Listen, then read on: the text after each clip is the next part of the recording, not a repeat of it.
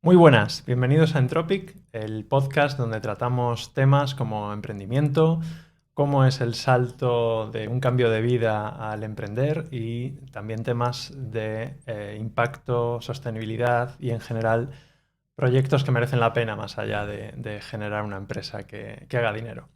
Hoy tenemos a Arturo Larraínzar con nosotros y lo vamos a acribillar a preguntas porque es el prototipo de gente a la que queremos entrevistar. ¿Vale? Está bien. Antes de nada, este podcast está patrocinado por Fuel, que es una empresa de la que soy cofundador. Aquí al final pues todo queda en casa y es una solución de gestión de gastos para empresas. Entonces, si tienes una empresa, te interesa.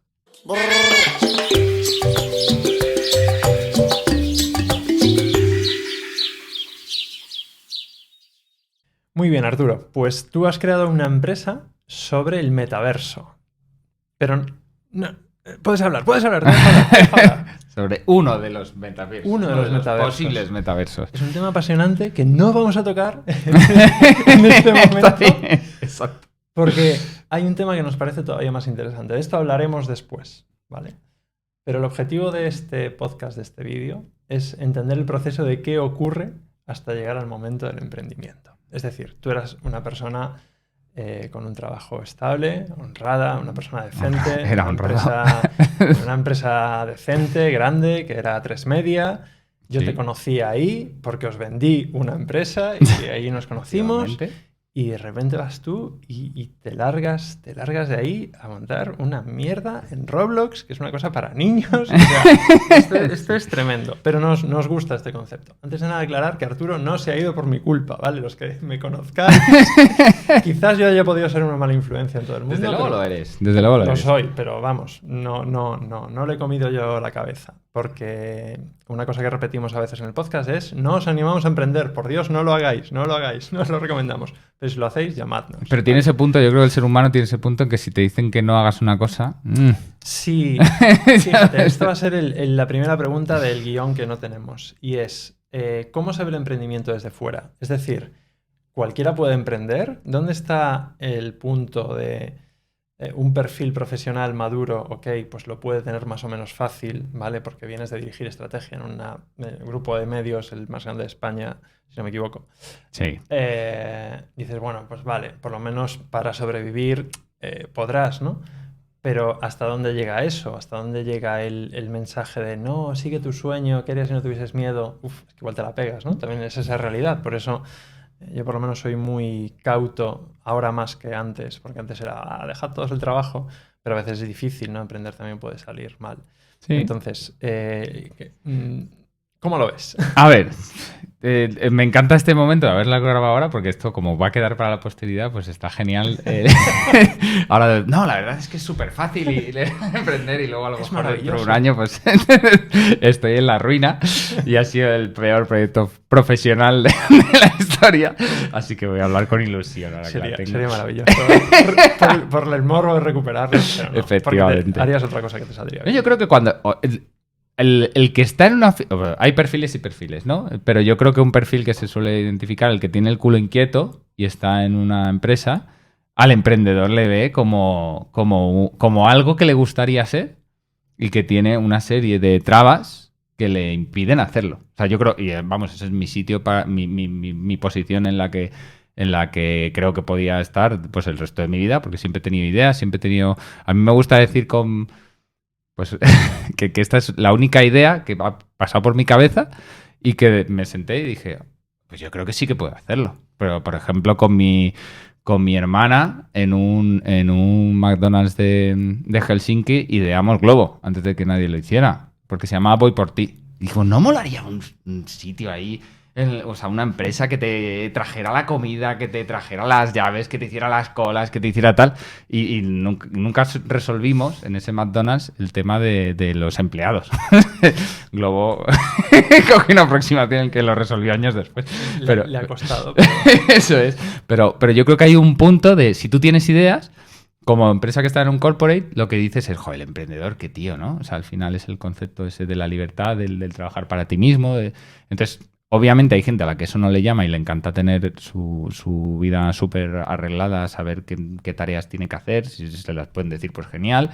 Pero yo creo que aquel que tenga un poco el culo inquieto, al emprendedor lo ve como un aura de atractivo y le llama. Cuéntanos un poco cuál es tu historia antes de emprender. ¿Cómo empezaste? ¿Cuántos años estuviste? ¿Qué roles has hecho? ¿Y cómo llegas aquí? Porque además tu trayectoria me parece interesante porque es un poco la típica, ¿no? De consultora, gran empresa, es el prototipo de niño bien, ¿sabes? No de, Sí. no de perro callejero, no de gato callejero. Seguí todos los pasos, ¿no? Efectivamente. Luego es una de las cosas que alguna vez hemos hablado, que luego la presión de que has seguido todos los pasos correctos y dices, con lo bien, a ver si voy a ser tan imbécil de estropearlo, ¿sabes? Pues sí, ¿no? A ver, es curioso. A mí me gusta pensar lo hablaba el otro día con un amigo, las decisiones tan intrascendentes que tomas en tu vida. O sea, tú le das mucha importancia a decisiones que crees que son súper trascendentes y no van a tener ninguna importancia. Y luego están las que tomas así y echas la vista atrás y dices, uy, pues si no llego a decir eso, ¿dónde estaría yo, no? Y a mí me pasó eso con mi origen. ¿Cómo he acabado aquí? Pues mi origen es que yo empiezo en Deloitte, sí, como auditor. Y yo recuerdo en la entrevista de recursos humanos por qué elegí el sector medios. Había 3 sectores, era finanzas, servicios y era el sector medios. Y era porque entre una de mis aficiones, que me gustaba mucho en la universidad, era saltarme la primera hora de clase y tomarme un café leyéndome todos los periódicos que había en el bar. De hecho, era muy amigo de la camarera. Y entonces me hacía el recorrido del país, el mundo, el Marca y el As. Y entonces me encantaba leer periódicos. Esto cuando me dijo la de recursos humanos. ¿Y tú dónde te gustaría? Me imaginé en un... Claro, esto era cuando todavía soy lo suficientemente mayor como haber conocido la prensa en su máxima ebullición. Y dije, pues mira que el mundo, con lo que me gusta a mí leer periódicos, fíjate qué decisión tan inteligente, pues me gustaría acabar en eso. Entonces le dije, pues yo creo que de las 3 opciones la de medios me gusta más. Y creo que, vamos, no he tocado la prensa en mi vida. Es decir, que ha sido totalmente random. Sí, totalmente sí. aleatorio. Yo soy un tío, de todas maneras, siempre lo he dicho, que tengo la suerte de que he trabajado en trabajos muy divertidos, pero creo que habría hecho divertido, si me hubiera dedicado a los tornillos, creo que habría encontrado la manera de hacer unos tornillos, no sé si la habría encontrado la manera, pero la habría buscado incansablemente hacer unos tornillos que sobresalieran sobre los demás y me habría divertido en el camino. Porque es verdad que ya te digo que he tenido la suerte, luego cuando vives en los medios o en A3 Media, en el mundo de la televisión levanta pasiones increíbles y grandes, ¿cómo es? Pasiones y fobias, por decirlo de alguna manera, pero es un mundo súper divertido. Pero yo creo que el punto es hacer que las cosas te diviertan. Entonces sí que es verdad que... Bueno, entonces, volviendo, que me enrollo. Es tu podcast. Haz lo que quieras. Eso es. Esto se iba a llamar, esto es totalmente desestructurado, se va a llamar Café con Arturo y nos estamos tomando un café, ¿vale? Sí. Que... Además no habías prometido que hay que... Claro. tú ya has bebido igual. Sí, yo me lo he bebido casi antes de empezar. La gente sabe que eres un friki del café. Eso es. ¿Lo has llegado a decir en algún podcast? No, pero quiero agradecer a Topes de Gama que nos presten, realmente no nos lo prestan. Hemos ocupado su estudio, pero su cafetera está mal. No creo que... Igual no lo ven, igual en pospo lo ven. Pues no está bien, pero lo que había pensado para siguientes invitados con el concepto café es traer la cafetera y yo preparo el café mientras el invitado habla. Está muy guay. A ver cómo hacemos con el audio. Y Eso de paso, mola. pues que lo patrocine una marca de café de especialidad o de cafeteras. Qué bueno. Se me acaba de ocurrir. Voy a escribir la SAG. Perfecto. Eso está bien. Buenas cafeteras. Perdón. Es tu podcast, no el mío. Eso es. Café con Arturo. Estamos en la entrevista de Recursos Humanos de Deloitte. Llevamos 10 minutos de podcast. Esto tiene que durar 25 y acabas de salir de la universidad. Esto... No, y entonces pues eso, me metí en auditoría. ¿Sabes que en auditoría es una gran escuela? ¿Sabes por qué? Porque tiene una trayectoria súper rápida. Tú entras el primer año siendo una especie de esclavo que hace de todo para los que están por encima y con un poco de suerte el primer verano, tú sueles empezar en septiembre, pero con un poco de suerte el primer siguiente verano ya tienes la oportunidad de mandar sobre alguien, ¿sabes? Hasta tal punto que sueles ser jefe de equipo pues a los 2 años. Entonces es verdad que yo sí que se lo recomiendo y por eso yo creo que es uno de los caminos que se suelen decir. La auditoría tiene una cosa, la auditoría, la consultoría, lo que quieras, es que tú un día estás en el staff, cuando no estás en un proyecto, estás ahí en un pool y entonces te llaman y te dicen, Arturo, te vas a hacer una librería, en Anaya en el caso. pues a Naya. O al día siguiente te vas a Telefónica a hacer un proyecto de no sé qué. Al día siguiente te ibas pues a hacer un inventario de no sé cuál. Al día siguiente te ibas a hacer la estrategia comercial de la Forta. O sea, era como proyectos súper random. Entonces es verdad que luego cuando acabas a una empresa que no es de servicios, un cliente final, tienes el punto de que da igual lo que te manden, que sabes el proceso. Voy a aprender de qué va esto, voy a hacerlo. Y entonces es verdad que luego yo tuve la oportunidad, hubo un momento en el que alguien que trabaja en A3 Media me dijo, están buscando a alguien alguien para análisis de mercado en A3 Advertising, que es la exclusivista de publicidad de A3 Media, ese era el nombre que tenía antes, para el departamento de marketing y que sepa no sé por qué, pero quieren a alguien que venga a auditoría, porque ha dejado buen recuerdo el que estaba antes. Y con ese fue el briefing, y con ese decidí cambiar de vida radicalmente, porque me pareció tan divertido. Porque al final, cuando eres auditor, dices, pues voy a acabar de contable, voy a acabar de auditor. ¿Cuántos años tenías ahí? 24, 25, pues así. Y a partir de ahí, pues a los medios. ¿Cuántos años has estado en A3 Media desde que entraste ahí? Pues entré en 2008 y me he ido en 2022, 14 años. 14 años. 14 años. Wow, ¿eh? ¿Y cómo llegas a director de estrategia y qué hace un director de estrategia? Pues, aparte de amargar la vida a las empresas que compra A3 Media, a los pobres fundadores. No, es broma. Parcialmente. Pues por una serie de casualidades y de suerte en la vida, de que te den la oportunidad. Y una cosa que he tenido en A3 Media que es innegable es que me han dado la oportunidad de jugar los partidos, que eso ya es bastante. Entonces es verdad que aunque entré de ejecutivo de marketing, pues a los 2 años tuve la oportunidad de que me ascendieran a director de análisis de mercado, porque mi jefa entonces pues había ido a otro trabajo y había una vacante, y a pesar de llevar tan poco, pues me dieron esa oportunidad de serlo y debí hacerlo lo suficientemente mal para que se quisieran deshacer de mí. Y luego surgió otra vacante que era la de director de estrategia, que era radicalmente diferente, porque ya no era publicidad, sino que era todo el grupo, y también pues 2 personas en concreto, y el que sería luego mi jefe, el consejero delegado, me dieron la oportunidad de jugar ese partido, y lo cogí con ganas, porque también las oportunidades está que te las den, pero luego tú quererlas, porque luego hay gente que no se quiere meter en fregados, que ese es el punto yo creo que también te lleva al emprendimiento, ¿no? Hilando con el podcast, porque no sea la vida de Arturo Larraínzar, que tampoco es tan apasionante. Pero tú tienes que querer meterte en fregados. Porque hay mucha gente que le da miedo. Entonces es ese concepto de me gusta meterme en fregados, me gusta cambiar, y es verdad que he tenido la suerte que siempre me estaba aburriendo. Ha surgido algo dentro de A3 Media y luego es que como director de estrategia es súper guay.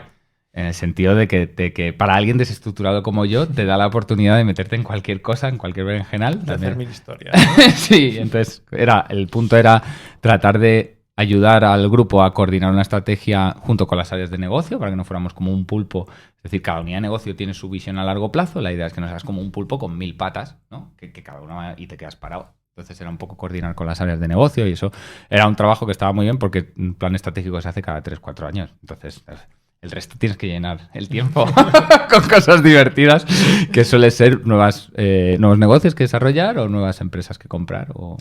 ¿Y qué es en lo que, no sé, tu mejor anécdota, lo que más orgulloso estás? Lo que más orgulloso estoy. Además de esa Además etapa. de la adquisición de Diario Motor. O sea, la segunda cosa de lo que más orgulloso estás. Además de la adquisición de Diario Motor.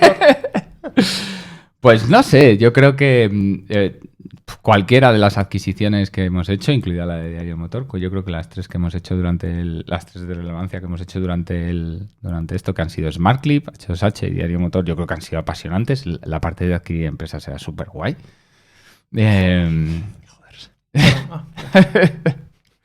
Y luego la parte yo creo que no hay un proyecto en sí, o sea, y sí que hay proyectos que se me ocurrirían. O sea, toda la parte de publicidad, yo como vengo de publicidad siempre tiendo a pensar en la parte de publicidad. Yo creo que todo el punto de ver la publicidad de Addressable TV, que todavía están haciendo mis compañeros ahí, yo creo que verlo crecer desde el punto en el que... ¿Qué es Addressable TV para los que... Sí, la publicidad digital aplicada a la televisión tradicional, la posibilidad de sustituir anuncios y verlos sobre la señal tradicional y sustituirlos por anuncios digitales, que eso es una cosa que parecía como de locos, y de repente pues, fue un proyecto que se empezó poco a poco y que ha llegado a tener impacto.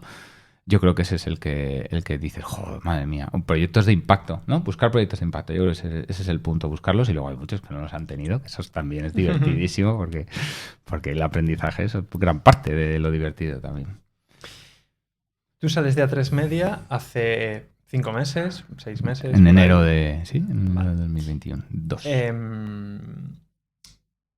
¿Cuándo tomas esa decisión? ¿Cómo es esa decisión? Y sobre todo, y aquí ya no el discurso de emprendedor, sino el discurso personal, ¿no? ¿En qué momento, o sea, tienes una situación, o sea, obviamente creo que es más fácil en una situación de un directivo que tiene cierta capacidad, probablemente no te quedes con el culo al aire y tengas la factura hasta el último mes, tengas un poco de margen, un poco de colchón, ¿no? Pero ¿cómo lo vives desde el punto de vista emocional, ¿no? Aunque tú pareces y eres una persona optimista y lanzada y echado para adelante, ¿no? Pero ¿cómo vives ese vértigo? Pues pues sí, hay un momento en el que yo tomé una... Bueno, yo me empiezo a tener una idea de un proyecto, pues eso, que tú empiezas a decir, uy, pues esto yo que voy a hacerlo, que no vamos a decir cuál es, porque luego No, se porque puede decir. operaremos. No, pero vamos a generar ese... Vale. Esto es el siguiente capítulo, Eso que es. grabaremos inmediatamente, Eso es. pero va en 2 capítulos separados. Pero empiezo a tener por mis hijas, que les veo en la plataforma en la que he decidido, veo el nivel de engagement que tienen y el resto de los padres se preocupan y yo, pues, como soy un inconsciente, le digo, ¿pero qué es esto? Entonces digo, pues esto puede ser muy guay. Y empiezo a lucubrarlo y empiezo a pensar cómo sería y un día te encuentras pues soñando con que yo hiciera esto, con que yo hiciera lo otro y entonces empiezas a pensar pues como cualquier problema, qué condicionantes se tienen que dar. Entonces pues los condicionantes me acuerdo que validar hipótesis es una de las cosas que hice. Hay una persona en España que debe pensar que estoy medio tarado porque le llamé, bueno, si quieres hacemos un poco de teaser, es verdad que es para desarrollar dentro de una plataforma y entonces llamé yo antes de tomar toda la decisión, pues me tomo mis cursos en Coursera para aprender a programar en esa desarrolladora. No programar porque voy a ser el que programe, sino para entender. Roblox antes, ¿Ah, sí? al principio, sí, pues ya está. Perfecto. Se puede explicar. Bien. Luego entraremos Perfecto. en qué es dentro de Roblox. Eso pero es. bueno. Pues entonces empezó con mis hijas cuando pillamos todos el COVID, pues empiezo le digo, mira, ya que vais a pasar todo el día en Roblox, vamos a intentar sacar algo de provecho y vamos a hacer cursos de Coursera, de Udemy, de programación en Roblox, en Lua y tal. No porque yo sea el que vaya a programar, pero por validar hipótesis, antes de tomar ninguna decisión y validando. Y entonces luego me acordé que otra gran hipótesis era por qué Roblox y no todos los demás. Y entonces también contraté a nivel personal a uno de los que había visto, le stalkeé por LinkedIn, uno de los que daba el curso, y le dije, mira, te voy a pedir el curso de formación más raro de tu vida, que es no me tienes que preparar nada. Yo te voy a hacer una serie de preguntas y me vas a decir, las preguntas eran, ¿cuál es la diferencia entre Unity y Roblox? ¿Cuál es tu opinión? ¿Cómo verías un negocio de tal tipo, tal cual? Entonces, hay un punto que tú lo que estás invirtiendo son X euros, ¿no? X cientos de euros. O sea, te quiero decir que es a nivel... Hombre, pues sí, efectivamente, tienes que tener un colchón como para que eso no te duela. Sí, pero no es gastarte X mil euros, eso es preguntar a gente y hacerte cursos. Eso es. Y entonces luego hay un punto que yo hice que es el de a mí mismo. Dije, tengo que tener tanto colchón. Y ese lo hice apostando a que la bolsa americana caía en algunas, y en concreto algunas. Y entonces cuando cumplí el objetivo, cerré posiciones y dije, pues ya está. Y no lo muevo y tal. Y hay un vértigo increíble. No sé si has utilizado, creo que has utilizado la palabra vértigo. Hay un vértigo increíble hasta el día que saltas. Eso, hay un vídeo espectacular, no sé si te lo he llegado a compartir, el de Will Smith, el de que lo hace la analogía con saltar en paracaídas. Es que lo da la hostia. Ah, no. Es un vídeo increíble porque dice que las cosas más bonitas están detrás del miedo. Entonces hace la analogía con saltar en paracaídas cuando él salta y entonces dice que no voy a hacer el spoiler, pero merece la pena. Pero ¿qué es lo que se esconde detrás del miedo? Y el vértigo ese solo dura hasta el momento en el que tomas oficialmente la decisión. Eso sí que me estoy alejando, por lo cual a lo mejor se oye peor. Pero ese vértigo, cuando tomas la decisión, se convierte en una cosa de... No sé en adrenalina, ¿no? Sí, de ganas. Sí. Y, o sea, es muy curioso lo que dices. Hay un libro que es... No sé si recomendarlo. ¿Qué harías si no tuvieras miedo? De Borja Vilaseca. Y dentro de que Borja Vilaseca me parece, bueno, que hace un contenido interesante, al final siempre hay un poco de venta de humo en este tipo de cosas, ¿no? Y para mí siempre es la dicotomía entre animar a la gente a vencer ese miedo, que obviamente es algo positivo, y el pintar las cosas de una realidad que luego no es o no es tan fácil, ¿no? Entonces, ¿cuál es tu experiencia en eso? ¿O qué le dirías a alguien que esté en tu lugar? ¿No? ¿Y qué le dirías a alguien que esté en tu lugar o que esté en una posición no tan madura, digamos, dentro de una empresa, ¿no? ¿Dónde está el límite entre animar a saltar en paracaídas y animar a algo que puede ser pegársela. Paradójicamente parece que yo soy ahora el conservador, ¿no? Sí, Qué raro, sí. yo como nunca he trabajado para una empresa normal al menos, pues no Pues yo nunca he creo dado que ese salto. si alguien te dice, oye, que me tienes que animar a saltar en avión, primero le darías consejos, ¿no? Pues primero trata de saltar con paracaídas. ¿No? Segundo, oye, antes de hacerte un curso de paracaídas en el que tú te tengas que hacer el paracaídas, ¿por qué no pruebas a ver un tándem, ¿no? Entonces, sí que es verdad que depende del perfil. Si te llega un perfil que no ha tomado ninguna decisión arriesgada en su vida y lo que sueña es con emprender, yo lo primero que le diría es ¿por qué no pruebas a hacer algo compatible con tu vida? ¿Por qué no pruebas a emprender dentro? Yo, una de las cosas que decía es, digo, pues sí, es que he emprendido dentro de mi empresa. No sé, Claro. en muchísimas ocasiones, para cosas de negocio y para cosas que no eran de negocio. Para cosas solos y para cosas con gente. Entonces, yo creo que lo primero es ver si tú eres capaz de convertir tus ideas en realidad. Y eso no tiene por qué tener ningún riesgo. Muchas veces es. Y luego, cosas que se solapen con tu vida, con tu arnés de seguridad. Y la última es soltarte del arnés y siempre con paracaídas. Sí. ¿No? Yo creo que es.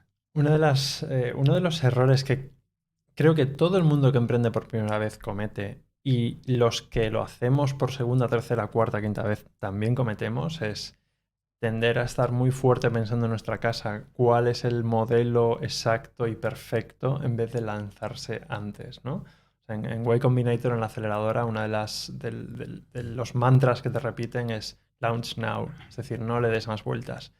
¿Porque va a salir bien? No, no necesariamente, pero lo que necesitas para que salga bien no lo vas a descubrir hasta que lo lances. Entonces, ese primer, o sea, un poco el patrón que veo yo es no estoy preparado porque todavía no tengo la idea madura y al final la realidad se parece más que idealizar cómo es el paracaídas, es decir, oye, cómo es en tándem, cómo es... Me voy a lanzar primero desde 1 metro de altura para ver cómo están mis rodillas, no sé, Sí. y cómo es el aire y todo esto, ¿no? Sí, sí. De hecho, yo creo que no es por hacerte la pelota ni porque estemos en tu podcast, pero yo creo que uno de los consejos primeros que me diste cuando estaba ahí ya con la decisión tomada es que yo quería hacerlo todo como muy perfecto y quería validar antes de salir al mercado y me dijiste, déjate de tonterías. Porque lo que tú pienses puede ser genial, pero hasta que no te diga el mercado si es o no es verdad. Y es verdad que yo creo que ha sido uno de los grandes aciertos, que es lanzarte a hablar con clientes, lanzarte a ver qué es lo que necesitaban. Y sí que me ha cambiado mucho la forma de verlo y que luego no es tan necesario ir con algo súper perfecto porque la perfección es aburrida. Pues sobre todo con Fuel, con el último proyecto que he montado, Edu y yo siempre, Edu es como muy perfeccionista, yo muy lanzado, ¿no? Y al principio siempre decíamos, si fuese por mí, Fuel sería un desastre, si fuese por Edu, Fuel sería un PowerPoint, ¿no? Que como que siempre estaría esperando ahí a perfeccionar, ¿no? Luego, al menos los primeros meses. Sí. Y a veces es ese equilibrio, ¿no? Pero yo sí que veo en la gente normalmente como esa tendencia a, no, espero porque claro, necesito X y Z para lanzar y al final consiste más en... Igual no lanzar, pero ¿cómo puedo saber lo que me falta, ¿no? Y una frase de Edu que es muy buena es, no te hace daño lo que no sabes, sino lo que crees que sabes y no es cierto, ¿no? Es verdad. Entonces, al final es el cómo ir dándote cuenta de esas cosas. Sí, las cosas más peligrosas en la vida son los axiomas que tienes clarísimo, porque como no se estén cumpliendo, estás tocado. Pues... Buena intro sí, para tu proyecto de que no hemos hablado, pero que hablaremos en otra parte porque el propio tema de cómo dar el salto creo que es un tema suficientemente interesante para todo el mundo, ¿no? Más allá de que le interese el proyecto en sí mismo, pero es una de las cosas que le damos muchas vueltas, ¿no? Sí. A cómo es ese primer salto de emprendimiento. Sí, sobre todo en ese momento en el que todavía no hemos demostrado nada, solo es dar el salto. No, has demostrado valor para saltar, ¿no? Eso ya es algo. seguro. Eso no te lo quita nadie. De eso no te vas a arrepentir, seguro. Eso seguro. Bueno, pues muchas gracias, Arturo, y nos vemos pronto en el siguiente vídeo. Tampoco nos vamos tan lejos. Nosotros vamos a seguir grabando. Para vosotros son 2 vídeos, para nosotros es lo mismo, ¿sabes? Vamos a recargar el café y ya. Todo es mentira, ¿eh? Todo. De los medios, la todo magia es mentira. La magia de la tele. Muchas gracias y nos vemos pronto.